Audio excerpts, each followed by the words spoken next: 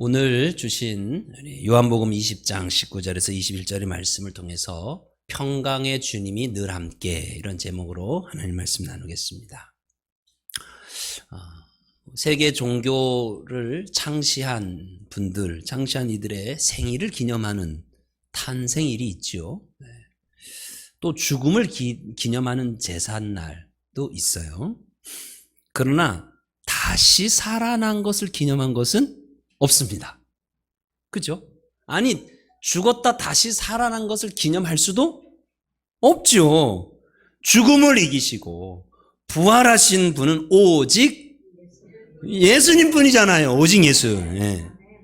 그래서 오직 예수 그리스도만이 부활 생명 있습니다. 여러분 모두가 이 부활 생명, 이 부활의 신앙을 분명히 갖기를 간절히 기도합니다. 아멘. 부활 신앙, 예수님 부활하셨다라는 부활 신앙은요, 예수님이 부활하셨네요 라는 그런 설교를 들어서 아는 것 차원이 아닙니다. 제자들은요, 예수님이 부활하셔서 무덤이 비어버린 그 빈 무덤을 보고도 예수님의 부활을 믿지 못했습니다. 또 몇몇 여인들이 부활하신 예수님을 만나고는 예수님 부활하셨어요, 내가 그 예수님 만났어요 했는데도 믿지 못하고 부활의 신앙을 갖지 못했습니다. 오늘 19절 말씀 보세요. 19절. 자, 우리 건국이가 한번 19절 읽어줄래요? 성경을 펴놓고 있으세요. 성경. 제 설교는, 모든 목사님의 설교는 성경을 통해서 성경에 있는 말씀을 풀어서 드리는 겁니다. 그러니까 성경을 펴서 여러분 들으시기 바랍니다. 보시기 바랍니다.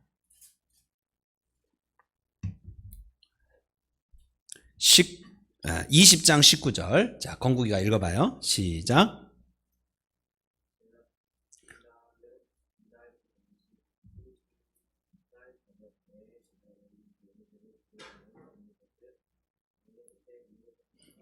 자, 보십시오. 이날이 어떤 날이에요? 안식 후 첫날 저녁. 안식 후 첫날이란 안식 후 첫째 날에 예수님이 부활하셨거든요. 그러니까 예수님이 부활하신 첫날, 그날 저녁 때입니다. 그죠? 이미 새벽에 예수님 부활하셨다는 것을 여인들이 보았고요. 그것을 제자들에게도 알렸어요. 그렇기 때문에 여기 모인 제자들은 예수님 부활하셨대요 라고 하는 이 여인들의 소식을 다 들었어요. 여인들을 통해 소식을 들었어요. 그런데 그 제자들이 그 방에 모여서 유대인들을 두려워하여 문을 닫고 꼭 숨어 있었다 이겁니다. 예수님은 부활하셨는데 제자들에게는 아무런 어떤 힘을 발휘하지 못하고 있는 그 현상을 보고 있습니다. 혹시 이것이 우리의 상태는 아닌지요? 예수님 부활하셨는데, 살아계신데 우리가 이렇게 기운 없이 쭉 처져 있는, 그래서 부활하신 예수님과 나와는 아무런 관계가 없는 그런 신앙생활을 하고 있지는 않습니까? 이것은 엄밀히 얘기하면 신앙생활이 아닙니다. 교회 다니는 거지. 저는 저를 포함하고 우리 모두가 예수 부활의 신앙을 분명히 갖기를 원합니다.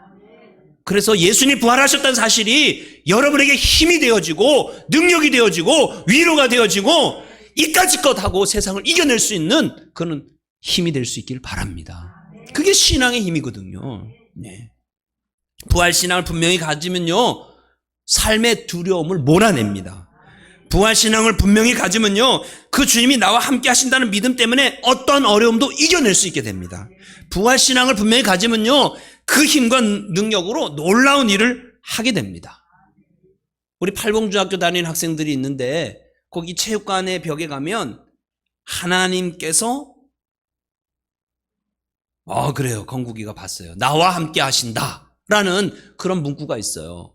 그건 우리 정계훈 팔봉중학교 설립하신 장로님, 그 정계훈 장로님이 그 말씀, 하나님께서 나와 함께 하신다는 이 말씀에 믿음이 확 생겨서, 야, 나와 함께 하신 하나님이 하나님과 못할 게 뭐가 있는가 하면서 학교를 시작했습니다. 그분은 만나신 분들 아시겠지만 몸이 불편하신 분이세요. 다리를 좀 저으시는 분이세요. 그런데도 그 학교를 그렇게 일구신 거죠. 저와 여러분 모두가 부활 신앙을 분명히 갖고 세상을 이기고 악한 권세를 이기는 하나님의 사람 되기를 축복합니다. 아멘. 막달라 마리아가 예수님의 부활을 믿었기 때문에 가장 먼저 예수님을 본 것이 아니에요. 막달라 마리아는 예수님이 그저 좋았어요. 예수님이 그냥 사랑스러웠어요. 그래서 빈 무덤에 가서 예수님 시신이라도 어떻게 좀 해드리고 싶어서 새벽에 일찍 간 거예요. 좋아서. 예수님이 너무 사랑스러워서 보고 싶어서. 갔더니 빈 무덤이잖아요. 시신이 없어졌잖아요. 그래서 어디 갔냐고 그 앞에서 발 동동동동 거리다가 부활하신 예수님은 가장 먼저 만나는 복을 받았습니다. 믿어서 받은 것이 아니라 사랑해서 좋아서 가까이 가다 보니까 부활하신 예수님을 만났던 거예요. 오늘 이 주일에 이 자리에 있는 여러분, 예배 자리에 있는 여러분들이 그렇게 예수님이 좋아서 예수님이 사랑해서 그렇게 나오신 여러분들에게 반드시 부활하신 예수님 만날 수 있는 복이 있습니다. 아멘. 자, 주님은요, 사랑하시는 자, 주님을 사랑하는 자를 이렇게 찾아오시거든요. 부활의 소식을 들었지만 믿지 못하는 제자들에게 찾아온 사건이 오늘 본문의 말씀이에요. 부활하신 그 전날 저녁에 제자들이 두려워서 문을 꼭꼭 닫아놓고 있는데, 그래서 아무도 못 들어오는데, 그 두려움에 떨고 있는 제자들 그 모임 가운데에 부활하신 예수님이 슥 나타나셨어요. 신비롭죠? 누가 문 열어줬어요? 아니요. 이것이 부활의 몸이에요. 부활의 몸은요, 이렇게 공간을 뛰어넘어요. 그래서 우리는 이 문 닫으면 우리 못 들어가잖아요. 근데 부활의 몸은 문이 닫혀도 들어갈 수 있는 몸이에요. 또 부활의 몸은요, 시간을 뛰어넘어요. 그래서 여기도 계시고 저기도 계시고 과거에도 계시고 현재에도 계시고 미래에도 계시는 거예요. 이 부활의 몸은 신비로워요. 우리가 이해할 수 없죠. 우리 예수 안에서 죽은 모든 성도가, 예수 안에서 죽는 우리 모든 성도는 바로 이 예수님이 입으신 이 부활의 몸을 입고 영원히 살게 됩니다. 할렐루야. 자, 두려워하는 제자들에게 예수님이 오셔가지고 뭐라 말씀하셨어요? 자, 경렬이가 한번 읽어봐요. 예수께서 19절에 보면 예수께서 오사 가운데 서서 이르시되, 예수님처럼 한번 해보세요. 뭐라고 하셨다고요?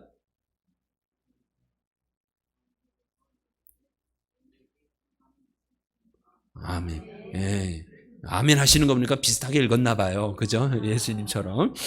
너희에게 평강이 있을지어다. 이렇게 인사했어요. 이 평강이 있을지어다라는 이 인사는요, 우리는 우리나라에서 어떻게 인사해요? 서로 만나면 안녕하세요 이렇게 인사하잖아요. 그 인사하고 같은 거예요. 그 땅에서 그냥 평상시 인사하는 인사법이에요. 그래서 원어로는 샬롬 이렇게 인사하는 겁니다. 샬롬, 발음이 죽일 놈이 아니라 살롬이죠. 살롬, 그죠? 살롬이잖아요. 우리 옆 사람하고 인사 한번 하십시다. 바라보시고 죽일 놈 이러지 마시고, 샬롬 이렇게, 샬롬. 우리는 영원히 살 사람이라는 거죠. 살롬, 서로 살릴 사람이라 이겁니다. 살릴 사람이랍니다. 이렇게만 하라니까 또 이렇게 못했다고 좀 인사하는 것 같아요. 아쉬워. 이렇게 바라보시고 하세요. 자, 이렇게 자, 시작. 샬롬. 거기도 앞뒤로 하세요. 학생들도 좀 하세요. 샬롬. 샬롬. 감사합니다. 그래요. 샬롬. 하나님의 평강을 빕니다. 라는 그런 인사법이에요. 우리 인간의 특징 중에 하나가 불안이라는 게 있어요. 불안. 누가 협박하는 사람도 없는데 우리 마음에 불안이 이렇게 생겨요. 존재 자체가 불안하기 때문에 그래요. 홀로 있다는 것이, 또 혼자 살아간다는 것이, 또 혼자 죽어가야 된다는 것이 불안합니다. 그래서 끊임없이 친구를 찾죠. 전화하죠. 또 요즘에 스마트폰 가지고 SNS를 해요. 뭐 페이스북이라든지 또 카카오톡, 또 인스타그램 뭐 이런 것을 통해서 자꾸 친구들하고 연결하죠. 전화 안 하면은 오랜만에 전화해가지고 뭐라 그래요? 왜 이렇게 전화 안 했어? 이렇게 그렇게 화를 내요. 그죠? 그럴 거면 본인이 그냥 먼저 전화하면 되지. 뭘 또 화를 내고 그래요. 여러분 먼저 전화하세요. 먼저 전화하세요. 보고 싶은 사람 있으면, 통화하고 싶은 사람 있으면 먼저 전화하세요. 전화해가지고 왜 전화 안 했냐고 화내지 마시고. 그것도 못하면 뭐해요? TV 켜놓고 있어요. TV 켜놓고. 그죠? 누구 말소리라도 좀 있어야 돼. 너무 적막하니까. 우린 참 그렇게 불안하고 홀로 있는 거를 싫어해요. 아무리 힘없는 갓난 아기라도 침대 위에 그냥 자고 있는 아기라도 있으면 마음이 좀 훈훈해져요. 사다리 타고 이렇게 일을 할 때가 종종 있는데, 사다리 타고 이렇게 일할 때요, 그 옆에서 누가 쳐다만 봐도 올라갈 때 다리가 들 떨리죠. 다리가 들 떨려요. 한 사람이 같이 옆에 이렇게 들어주면요, 힘은 한 사람의 힘인데 이 힘이 3배, 4배로 확 덜 들어요. 참 함께 한다는 것이 참 이게 의미가 있어요. 그래서 옆에 있는 것이 너무 좋아서 계속 붙어 있으면 또 뭐라 그래요? 아, 귀찮아 저리 가 그러다가 또 밤 늦게 들어오면 왜 이제 왔냐고 또 짜증을 내요. 우리는 또 그래요. 우리는 자식들도, 자녀들도 시집장가 보내놓고 어디에 두고 살고 싶어요? 옆에 두고 살고 싶어요. 시집장가 보내놓고는 왜 옆에 두고 살고 싶은지 또 몰라요. 왜 그래요? 인간이, 우리가 이게 불안해서 그런 거예요. 우리가 병들고 건강이 안 좋아서 불안한 것이 아니라 우리 존재 자체가 불안이라는 요소가 있어서 그렇습니다. 그래서 끊임없이 평안을 추구하는 거예요. 여러분, 다리 쭉 뻗고 자는 복이 오늘 밤에 있기를 축복합니다. 이렇게 불안해하는 우리 인간에게 예수님께서 평안을 주시겠다고 약속하셨습니다. 요한복음 14장 1절 말씀 한번 띄워주세요. 요한복음 14장 1절 말씀 앞에 화면에 있어요. 자, 우리 규화가 한번 읽어줘요. 요한복음 14장 1절 시작. 큰 소리를 읽어줘요. 다른 분들 다 들을 수 있게. 근심하지 말아라, 이렇게 예수님 말씀하셨어요. 자, 그 다음 건이가 요한복음 14장 27절. 자, 다음 해주세요. 네. 자, 앞에 보고 하세요. 앞에. 시작.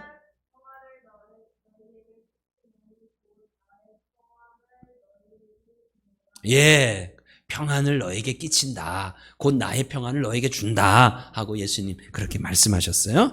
또 우리 지난주에 카카오톡 우리 같이 했던 말씀이죠. 요한복음 16장 33절의 말씀이에요. 자, 우리 서우가 좀 읽어줘요. 서우가 앞에 화면 보고 시작. 그것은 너희로 내 안에서 평안을 누리게 하려 함이라. 세상에서 너희가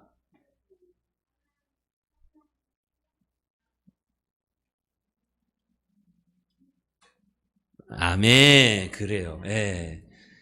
평안을 얻게 하려고 주님이 이렇게 말씀해 주셨어요.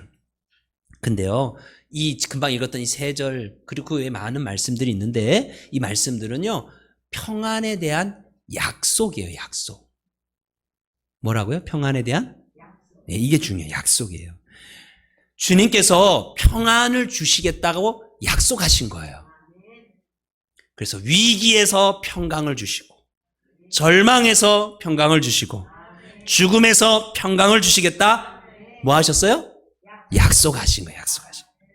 그런데요, 오늘 본문에 평강이 있을지어다 하는 이 평강은요, 그 약속된 평강과 달라요. 무슨 평강이냐면 이 평강은 따라서 한번 해보실까요? 성취된 평강, 이루어진 평강. 예수님이 죽으시고 부활하신 그 사건 전에 제자들에게 내가 너희들이 세상에서 환난을 당하지만 담대하라, 내가 세상을 이겼노라, 평안은 내가 이것을 이루는 것은 너희에게 평안을 좀 얻게 하기 위함이다 라고 근심하지 말아라 라고 말씀하실 때는 평안에 대한 약속이었어요. 그런데요, 지금은 그 약속대로 죽으시고 부활하셔서 제자들에게 나타나서 평강이 있을지어다 한 것은 이제는 그 약속하신 일을 뭐 하신 거예요? 성취한 거예요. 이루신 거예요. 그리고 평강을 주시는 거예요. 그러니까 약속된 평강을 이젠 이루어서 주시는 거죠. 수표라는 돈을 아시죠? 요즘 돈 다 카드로 많이 쓰기 때문에 수표를 우리 학생들이 본 적이 있을런지 모르겠어요. 수표라는 돈이 있어요. 수표도 돈이에요. 근데 수표는 바로 사용할 수가 없죠. 그래요. 이거는 수표에 100만 원이라고 숫자가 써 있으면 이건 100만 원을 이 종이를 가지고 있는 사람에게 100만 원을 주세요라고 하는 약속된 돈이죠. 그래서 이것을 쓸 때는 그 뒷면에다가 연락처를 적고 이름을 적고 주민번호를 적어서 내면 현금으로 바꾸어 주거나 또 사용할 수 있게 되는 거예요. 그죠? 약속된 평강이란 우리 쉬운 비유로 한다면 심어 놓은 감자와 같은 거예요. 주문해 놓은 음식과 같은 거예요. 그러면 성취된 이루어진 평강은 뭘까요? 수확해 놓은 감자 같은 거예요.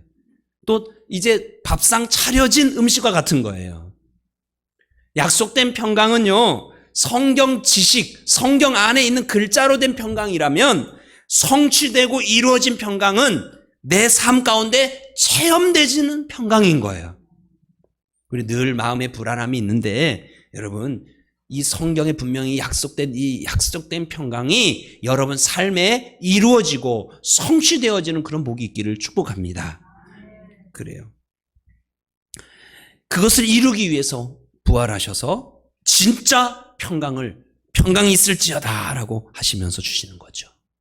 우리 베델교회 역사도 이렇게 조금 되새겨 보니까 약속과 성취의 역사더라고요. 거듭 또 말씀드려 볼게요. 참 생생하잖아요, 우리에게.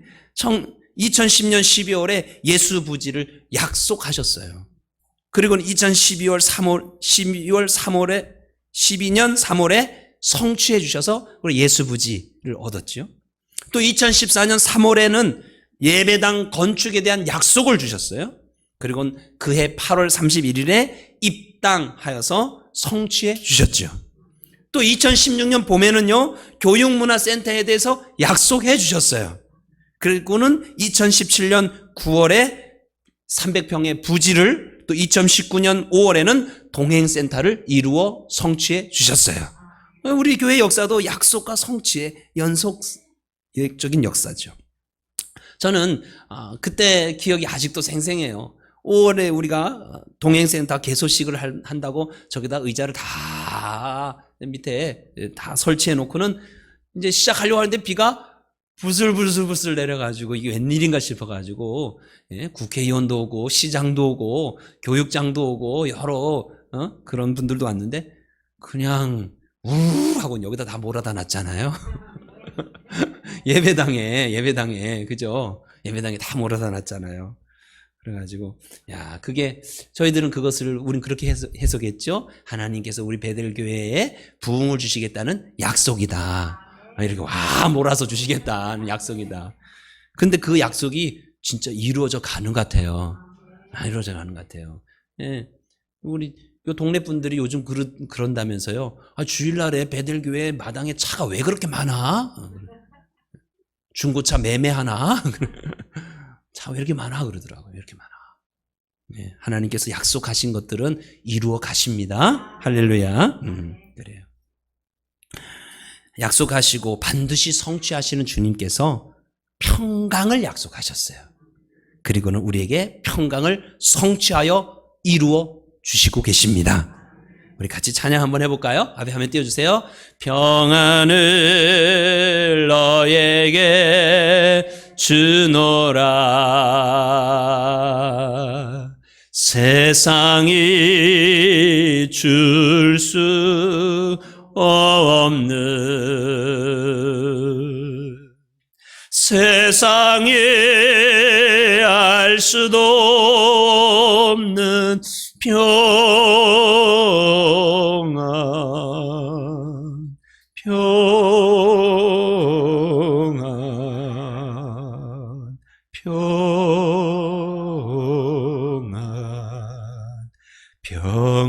평안을 내게 주노라. 아멘, 아멘. 여러분들이 이런 평안을 누릴 수 있기를 축복합니다. 자, 그러면 우리가 이 평안을 어떻게 누릴 수 있을까? 이미 약속하신 평안 이미 이루어주셨단 말이에요. 그래서 그 제자들은 약속해서 이루어오는 그 평안을 이제 부활하신 예수님을 만나면서 점점 누리기 시작했어요. 그래서 두려움으로 꽁꽁 숨어있던 이들이 오히려 문을 박차고 나가서 예수 부활했다고 전하는 그런 사람들이 되어진 거죠. 우리에게도 약속된 그 평안이 이미 성취되었단 말이에요. 그 성취된 평안, 이루어진 그 평안이 우리에게 누려질 수 있는 복이 있길 바랍니다. 어떻게 해야 될까? 세상이 줄 수도 없고 알 수도 없는 그 평안, 무엇이 있고 없고를 떠나서, 무엇이 되고 안 되고를 떠나서 상관없이 늘 평안한 그 하늘의 평안, 그것을 소망하기를 원합니다. 어떻게 해야 우리가 그것을 누릴 수 있을까? 성경 시편 3편 6절을 보니까요, 다윗이 이 왕궁에서요 쫓겨날 때 맨발로 막 쫓겨나듯 도망쳐 갈 때였거든요. 띄워주세요. 그때 뭐라고 얘기하냐면, 천만인이 나를 애워싸 진칠지라도 나는 두려워하지 않는다. 지금 다윗은 혼자고 주변에 1,000만 명이 둘러 에워싸서 너 죽인다 하고 오는데 두렵지 않은 그런 평안함이 있더라는 거예요. 와, 진짜 부럽죠? 이 평안을 누리고 있는 사람 아닙니까? 또 사도 바울이요, 로마 감옥에 투옥되었을 때 하나님의 평강을 누리고, 로마 감옥에 투옥이 된 상태에서 하나님의 평강을 누리고 말끝마다 기쁨하고 기쁨의 책을 썼는데 그 책이 빌립보서예요. 넘겨주세요. 빌립보서 1장 4절에 보면, 자, 우리 영인이가 한번 읽어줄래요? 이 앞에 한번 보고 시작. 감옥에서 기도하는데 무엇으로 기도해요? 기쁨으로 기도하고 있대요. 감옥에서 무슨 기쁨으로 기도를 해요? 이건 진짜 하나님이 주시는 이 하늘의 평강을 누리고 있는 사람이 아니고서 할 수 없는 거죠. 또 그 다음 구절, 빌립보서 2장 18절에도 보면 이런 말씀이 있어요. 같이 한번 읽어보실까요? 시작. 이와 같이 너희도 기뻐하고 나와 함께, 내가 감옥 안에 나는 기쁘다, 그러니까 너희들 나와 같이 기뻐하자, 이러는 거예요. 이 기쁨은 하늘에서 주시는 이 평강, 부활하신 주님이 약속해서 성취해 주셨던 그 평강을 누리는 자의 기쁨인 거죠. 그러면 다윗이나 이 사도 바울의 이 평강을 누리는 비결이 무엇일까? 시편 3편 5절에 아까 읽었던 1,000만인이 둘러싸도 난 두렵지 않다라고 고백했던 이 다윗이 바로 앞절에 뭐라고 이렇게 고백을 해요. 내가 누워 자고 깨었으니 여호와께서 나를 뭐 하셔요? 붙드심이라. 하나님은 영적인 존재시잖아요. 영적인 존재시잖아요. 근데 그분이 나를 붙드신다라는 것이 이게 느껴지는 거죠. 믿어지는 거죠. 그러니까 1,000만 명이 둘러쳐도 나는 두렵지 않다라고 하는 평강이 있는 거예요. 누려지는 거예요. 또 빌립보서 4장 4절의 말씀을 볼까요? 빌립보서 4장 4절의 말씀을 보면요, 뭐라고 얘기하냐면 주 안에서 항상 기뻐하라. 기뻐하는 이유가 여기 기록이 되어 있어요. 사도 바울이 감옥 안에서 기뻐하면서 다른 사람을 향해서도 너희들도 나와 같이 기뻐하자라고 말할 수 있는 이유가 뭐예요? 주 안에서. 사도 바울은 평강을 약속하시고 성취하신 그 주님 안에 쑥 들어가 있으니까 감옥 안이 아니라 주님 안에 있는 거예요. 그러니까 그 안에서 내가 기뻐하노라, 내가 너희와 나와 우리 같이 기뻐하자, 이 평강을 누리고 있는 거죠. 평강을. 또 4장 10절에 보면 내가 주 안에서 크게 기뻐함은 하면서 주 안에서 크게 기뻐한다라고 기록하고 있는 거예요. 여러분, 이 평강은 통장에 잔고가 많아서 생기는 평강하고는 다른 거예요. 내 자손들이 잘 되어서 얻어지는 평강하고도 다른 거예요. 내가 원하는 대로 무엇이 되어져서 이루어지는 평강하고는 차원이 다른 신비로운 평강인 거예요. 하늘의 평강인 거예요. 이 평강을 소망하기를 바랍니다. 목사가요, 예배 인도하기 어려울 때가 있는 거 아세요? 오늘같이 이렇게 아멘을 잘하시면 예배 인도하는 거 안 어려워요. 언제 어렵게요? 생각했던 것보다, 예상했던 것보다 적게 모였을 때. 아유, 아무개 권사님, 아무개 집사님, 아무개 선도님, 왜 못 오셨나? 무슨 일 있나? 되면서도, 기운이 쭉 빠져요. 아유, 권사님, 오늘은 별로 사람도 없는데 오늘 예배하지 말아요. 다음에 해요, 권사님. 그냥 권사님 오늘 개인 기도하고 가시죠. 하고 싶은 마음이 들어요. 그런데 그럴 수 없잖아요. 예배는 하나님과의 또 약속이니까.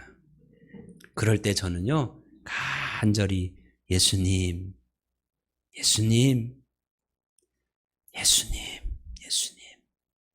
하고 더 간절히 기도해요. 그리고 하나님의 손이 여전히 여기 계시다라는 것에 더 집중하려고 해요. 그럴 때 이 빈자리를 채워주시고 부어주시는 은혜를 경험합니다. 지난 속회 예배 때도 그랬고, 또 어떤 수요 예배 때도 그럴 때도 있었고, 어떤 새벽 예배 때도 그럴 때도 있었어요.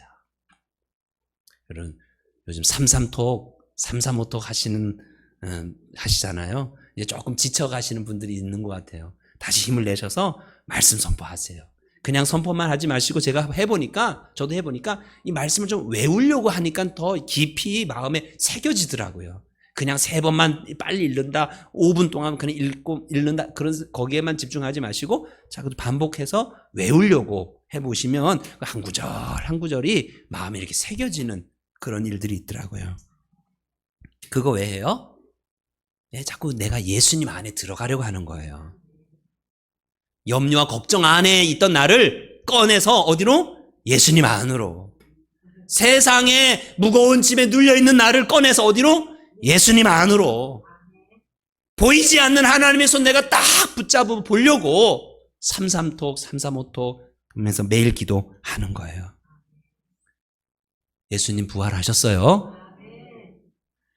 부활 안 하셨어요? 한 2분에게는 아직 부활을 소식이 전해졌는데 안 믿어지나 봐요. 예수님 부활하셨어요? 옆 사람 한번 보세요. 얼굴 표정 좀 보세요. 부활하신 예수님 만났나 안 만났나? 안 만났더라도 좀 얼굴 표정 이럴 때 웃어보세요. 믿음으로 하는 거잖아요. 자, 옆에 인사하십시다. 예수님 부활하셨어요? 한번 해보십시다.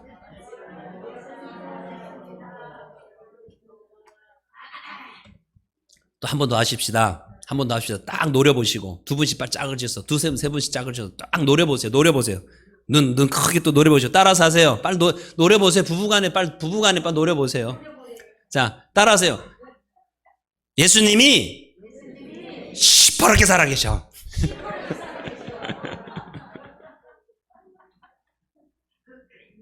예수님 부활하셨습니다. 시퍼렇게 살아계셔요. 우리를 찾아오십니다. 우리와 함께 하십니다. 지금도 주님 앞에 나온 우리에게 나타나셔서 세상에 알 수도 없고 줄 수도 없는 하늘의 평강을 주기를 원하십니다. 예배 시간은 그런 시간인 거예요. 저는요, 이 예배 시간을 신비로운 시간이라고 저는 믿고 또 그렇게 체험하고 있어요. 땅에 있는 우리가 땅에서 드리는 이 예배가 하늘과 연결되는 시간이란 말이에요. 우리 지친 영혼에 영적인 에너지가 충전되는 시간인 거예요. 마음의 상처가 치유되는 시간이고요. 몸의 약함이 치료되는 시간이고요. 삶의 용기가 생기는 시간이에요. 우리 학생들에게 특별히 이제 중간고사 앞두고 있는 학생들에게 지혜와 지식이 더해지는 명철해지는 시간이 됩니다. 특별히 여러분 가운데 중요한 일을 앞두고 있으면 예배하셔야 돼요. 어떤 일을 결정해야 될 일들이 있을 때 더욱 예배하셔야 돼요. 그럴 땐 정신을 맑게 해서 바르게 판단해야 될 거 아니에요. 예배하셔야 돼요. 그 은혜가 이 시간에 부어진단 말이에요. 저는 그렇게 체험하고 또한 그렇게 되기를 기도하고 있습니다. 예배를 준비하면서 에티오피아에 있는 선교사 가정의 이야기를 잠깐 들었습니다. 에티오피아는 아프리카에 있는 곳이거든요. 우리 요 마을에 제일 아주 흉악스러운 해충이 있죠. 길다란 거, 진해. 진짜 싫잖아요. 근데 그 아프리카 에티오피아는 정갈이 있어요, 정갈. 그죠? 독사도 많고. 어린 아이들과 함께, 아이와 함께 가정 전체가 그 에티오피아에 가서 선교 활동을 하는 건데, 정갈의 위험, 독사의 위험, 그런 무릅쓰고 선교 활동을 하시는 거예요. 근데 그 선교 활동 하시는 이 선교사님한테 참 부러운 모습이 하나 있었는데 뭐냐면, 그 아들이 아빠 따라 나도 선교사 할래요 그런다는 거예요. 아니, 아빠 따라 선교사 한다는 거가 부러운 게 아니라, 그거 자체가 부러운 게 아니라, 오해하지 마세요. 뭐가 부러우냐면, 이 아빠가 에티오피아 그 어려움 중에 선교한, 얼마나 어렵겠어요? 근데 그 어려움 중에도 이 아들이 보기에 뭐라 말할 수 없는 신비로운 평안을 누리는 걸 봤기에, 그것을 보았기에, 야, 우리 아버지 참 멋있다. 그런 생각했던 거 아니겠어요? 전 그게 부러운 거예요. 나는 내 가족들에게, 또 우리 성도들에게 맨날 어렵다고 하면서 정말 어려움 중이지만 세상에서 줄 수도 없고 알 수도 없는 그 평안을 누리는 모습을 보여주고 있나? 여러분들은 어떠신가요? 부모 되신 여러분들은 어떠신가요? 여러분들은 자손들에게 정말 신비로운 평안을 누리고 있는 그 모습을 이웃들에게 보여주고 있으신가요? 전 이게 너무 부럽더라고요. 부활하신 주님이 오늘 평안이 있을지어다라고 2번 말씀하셨어요. 첫 번째는요, 두려움에 떨고 있는 제자들에게 평강이 있을지어다 할 때 제자들 안에 두려움이 기쁨으로 바뀌었어요. 그런데 2번째 평강이 있을지어다 라고 20절에 말씀하시는데, 그때는 뭐라고 말씀하시냐면, 아버지가 나를 보낸 것처럼 나도 너희를 보낸다 하면서 2번째 평강을 주시며 사명의 자리에 가서 네가 마땅히 가서 해야 할 일들을 잘 감당해라. 복음을 전파해라. 하나님의 영광과 주의 나라를 위해서 힘써라 라고 파송하시는 것을 봅니다. 연약한 육신에, 또 우리의 감정에, 또 반복되는 어떤 죄에, 물질에, 사람과의 관계에, 또 학교나 직장 생활 때문에 눌려있지는 않습니까? 제자들처럼 문을 꽉 닫아놓고 나 몰라 하고 있지는 않습니까? 약속하신 주님이 이미 평강을 성취하시고 이루어 놓으셨어요. 그것을 누릴 수 있도록 여러분 기도하시기 바랍니다. 그리고 하나 더 기도하시기를, 여러분의 삶의 자리가 있잖아요. 교회에서나 가정에서나 감당해야 될 사명의 자리가 있잖아요. 어렵죠. 사명 어려워요. 그렇지만 어려운 사명을 감당하려고 할 때 주시는 하나님의 평강이 있다 이거예요. 신비로운 평강이 있다 이거예요. 그것을 여러분도 누리고, 여러분의 가족들도 보고, 여러분의 자손들도, 야, 우리 엄마, 아빠, 할머니, 할아버지는 야, 참 신비롭다. 어떻게 저런 상황에서 저렇게 평강이 있을 수 있을까? 궁금하네. 그런 영적인 영향력을 끼치는 우리 모두가 될 수 있길 소망합니다.